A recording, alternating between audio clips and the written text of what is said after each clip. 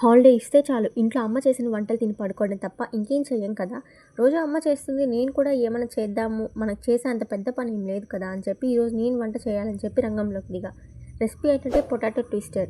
Recipe అయితే అదే, కానీ లాస్ట్ ఏమవుతుందో నాకే తెలియదు.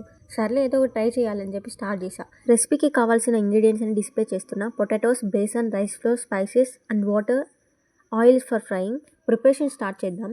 ఫస్ట్ బ్యాటర్కి besan, rice flour and corn flour అన్ని స్పైసెస్ యాడ్ చేసుకొని సాల్ట్ టేస్ట్కి తగ్గట్టు వేసుకొని వాటర్ యాడ్ చేసి కొంచెం స్మూత్ బ్యాటర్లో కన్సిస్టెన్సీలోకి మిక్స్ చేయాలి. Then potato slicing. Potatoes cut చేయడానికి నేను మా చెల్లి పడ్డ తిప్పలు కొంచెం కాదు. అవైతే సరిగ్గా రావట్లేదు. మా అమ్మ చూస్తే ఈరోజు నా పని అయిపోయింది.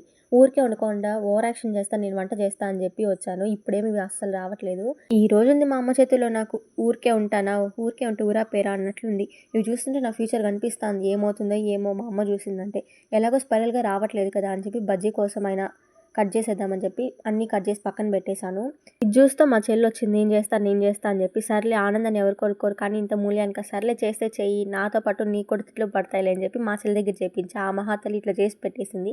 వచ్చిందంతా అడ్జస్ట్ అవ్వాలి కదా అని చెప్పి ఫస్ట్లో ఒకటైతే కట్ చేస్తున్నా, అదే తీసేసుకున్నాము. మిగిలినవన్నీ బజ్జీ కోసం అని చెప్పి పక్కన పెట్టేసుకున్నాం.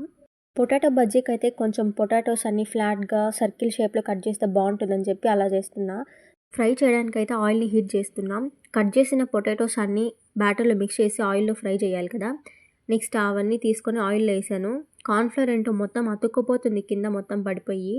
ఇది ఏమవుతుందో ఏమో, లాస్ట్కి అయితే ఇట్లా తయారైంది.